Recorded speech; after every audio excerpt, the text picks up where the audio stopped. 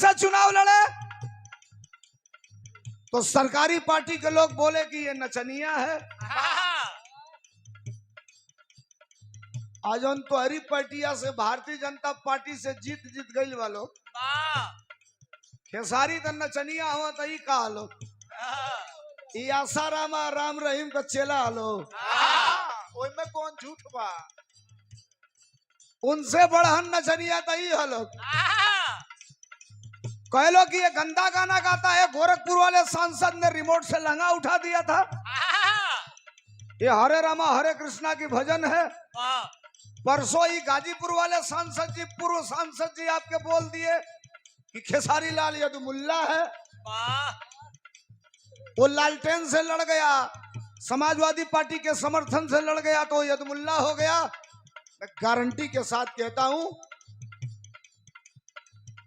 मूंगफली खाने वाले लोगों, तुम्हारे पास मूंगफली खाने की हैसियत नहीं थी तब समाजवादी पार्टी ने उत्तर प्रदेश का सबसे बड़ा सम्मान देकर तुम्हें उत्तर प्रदेश का यश भारती सम्मान देकर सबसे बड़ा सम्मान देकर सम्मानित करके विधानसभा और लोकसभा में जाते हैं तो कलाकारों को भी उम्मीद जगती है कि ये कलाकार है जब लोकसभा में जाएगा, विधानसभा में जाएगा तो दुनिया के लिए, अपने जनमानस के लिए कुछ करेगा तो करेगा ही, लेकिन खास करके जिस विधा से निकल के गया है उसके लिए भी कुछ बोलेगा। दुर्भाग्य इस बात की है कि भारत के लोकसभा में जितने कलाकार मेंबर ऑफ पार्लियामेंट बन के गए, जितने कलाकार लोकसभा के सदस्य बन के गए, भारत में सबसे ज्यादा लोकप्रिय जो भाषा है, हम भाषा देवा भाषा, आज के बाद अब भाषा कहना इसलिए पड़ रहा है कि इनको समझाना पड़ रहा है। भोजपुरी को अभी भी भाषा का दर्जा नहीं मिला है, उसे संवैधानिक अधिकार नहीं मिला है। मिलेगा कब? जब संविधान की 8वीं अनुसूची में दाखिल होगी तब। लेकिन दुर्भाग्य यह है कि कोई भी कलाकार लोकसभा में अभी तक भोजपुरी को संवैधानिक दर्जा दिलाने की बात नहीं किया। अच्छा, सबकी के यहाँ खेसारी भाई जा न्योता कैले रहा, जे लड़ल सबकी के यहाँ हेलीकॉप्टर से उड़ के गई, सबकी के यहाँ न्योता कैला।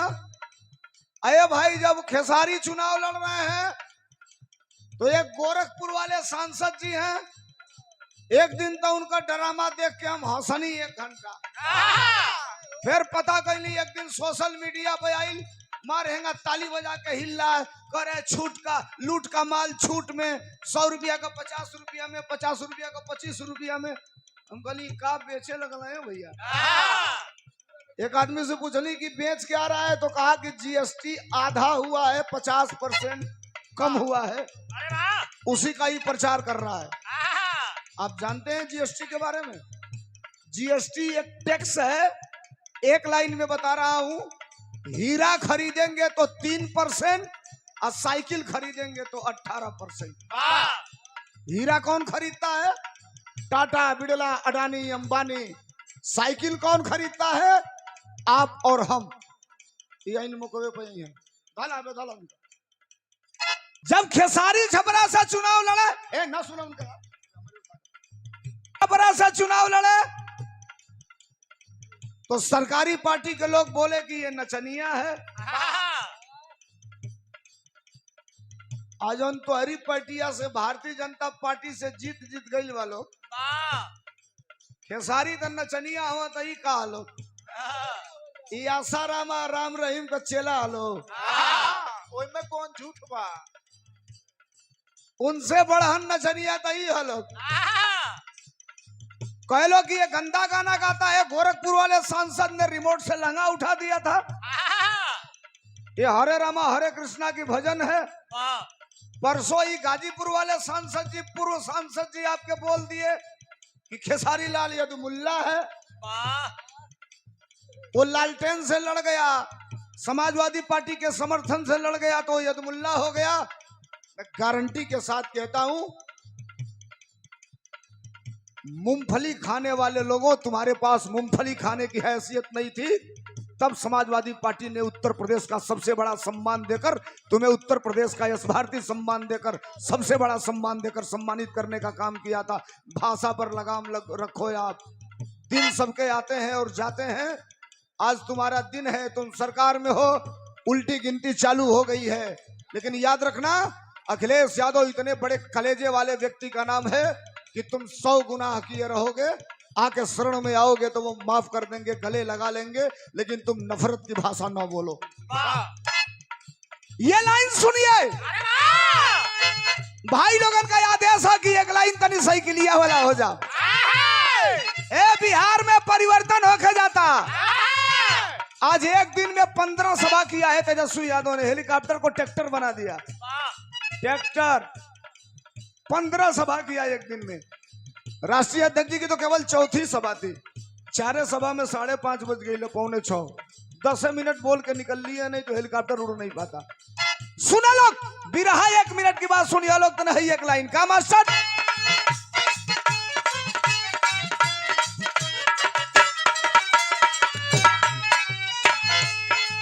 सुना लो साइकिलिया वाला, क्या अब पीटीए का ललकार होई,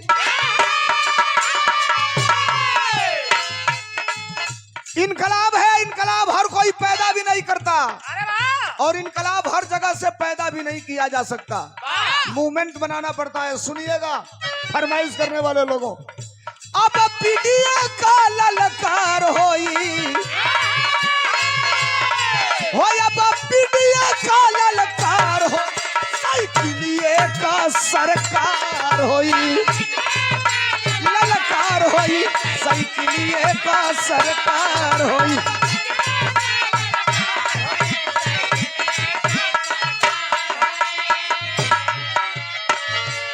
जो माहौल चल रहा है वो माहौल बता रहा है, जानते हैं क्या?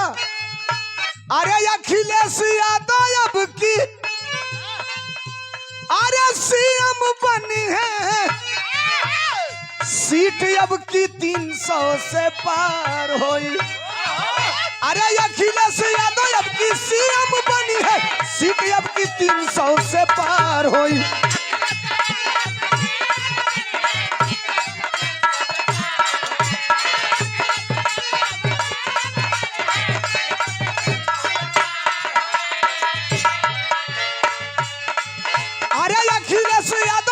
सीएम बनी है, सीट अब की 300 से पार होई, अब पीटीए का ललकार होई, हो अब पीटीए का ललकार होई, साइकिलिए का सरकार होई। चले बड़े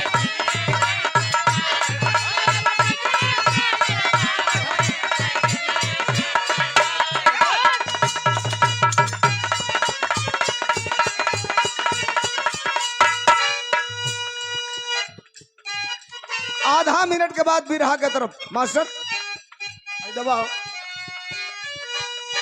कौआल जी का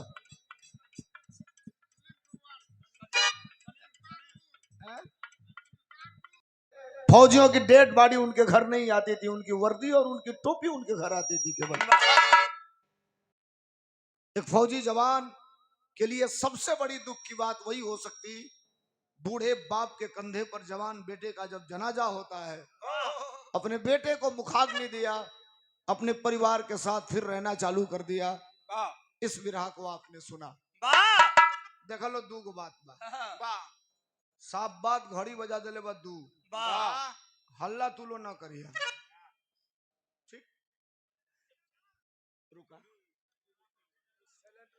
एक बिरहा भाई लोगन का कुछ और डिमांड है।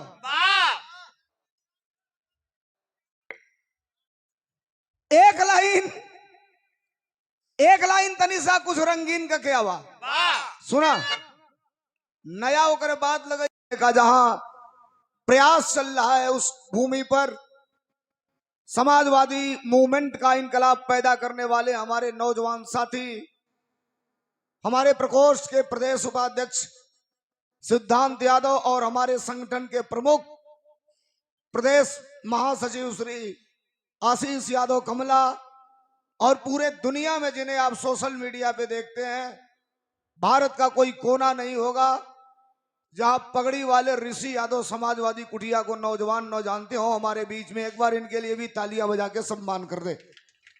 और ये हमारे दोनों नौजवान साथी जो यूं कहिए तो हमारे दाएं और बाएं अंग हैं, रोज आदरणीय अखिलेश यादव जी की सभाओं में मजबूती के साथ अपनी बातों को पेश करने का काम करते हैं। हम आप सबको भी बहुत बहुत धन्यवाद। शहीदी धरती गाजीपुर की धरती पर आपका भी बहुत बहुत स्वागत, वंदन और अभिनंदन करते हैं। आइए अपने कार्यक्रम की शुरुआत, अपने किसी भी कार्यक्रम को शुरुआत करेंगे तो अपने आराध्य देव की स्तुति, वंदना और नमन करना जरूरी होता है। हम एक लाइन माता रानी के भजन के तरफ देखा, फिर कम होता छोड़ा जाइए, ठीक है, ठीक करा, लेवल उठावा। हम एक लाइन सिर्फ भाव भजन के तरफ लेके चलब आप लोगों के। बड़ा बढ़िया बढ़िया गीत वहां से आप लोगों के सुने के मिलल। अखिलेश यादव जी की तरफ से आप सबके चरणों में बहुत बहुत नमस्कार, बहुत बहुत प्रणाम ज्ञापित करता हूं। बड़े देर से बैठकर आप सब कार्यक्रम का आनंद ले रहे हैं।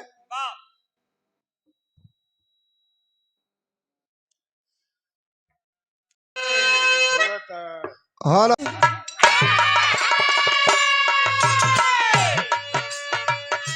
अरे असरा बाटे बस तू हरी दुआरी से,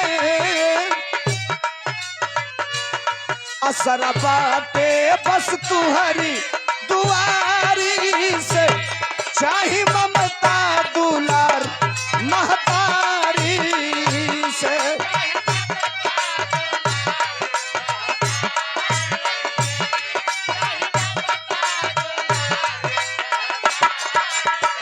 अरे असरा बाटे बस तू हरी दुआरी से,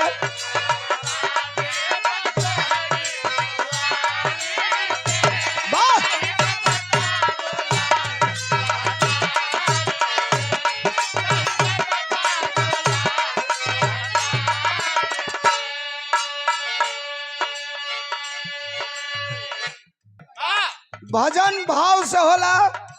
एक लाइन में भी वंदना हो जाई, एक लाइन में भी भजन हो जाई। भक्त का निवेदन है, जगत के मतारी से बड़ा लोगन का उद्धार कैलू। कैसे मास्टर?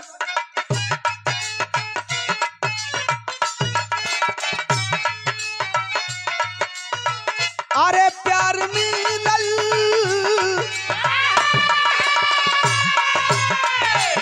प्यार मिलल तुलसी जी भाई ने कभी,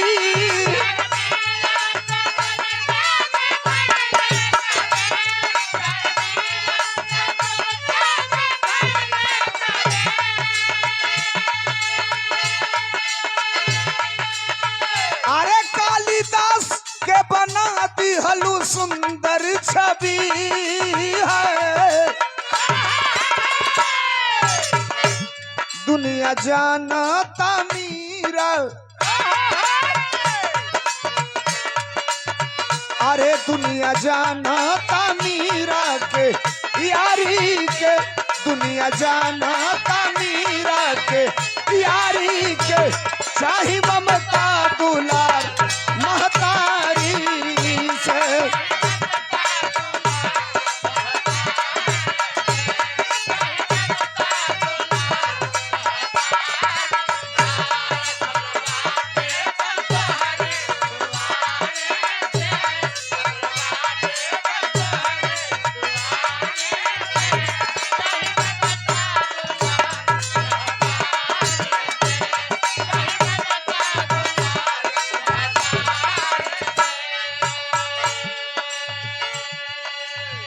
मन की तरंग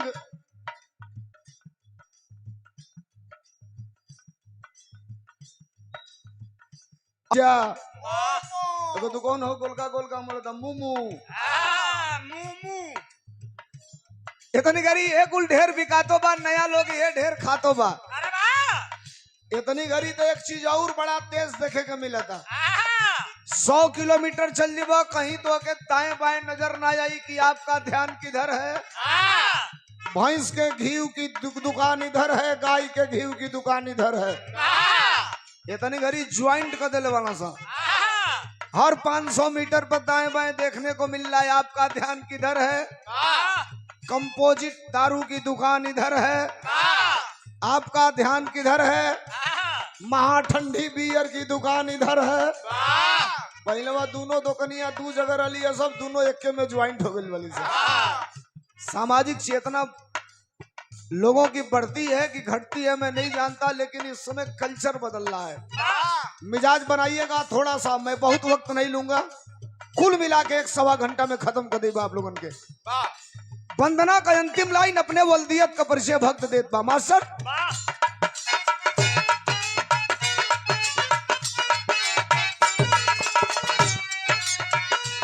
भैले गुरुवर हाँ, अरे भैले गुरुवर बिहारी गणेश जी अमर।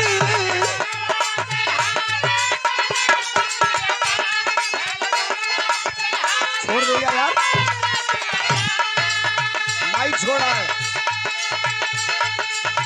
अरे गीत कवि चंद्रिका जी का करेले भ्रमण है। खुश गया सोलंकी, खुश गया सोलंकी के यारी से।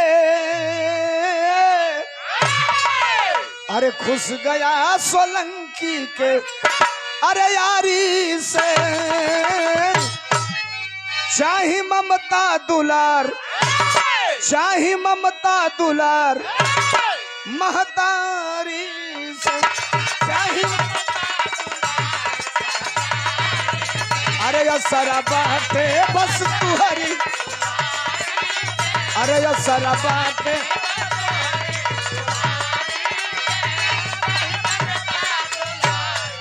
महतारी से।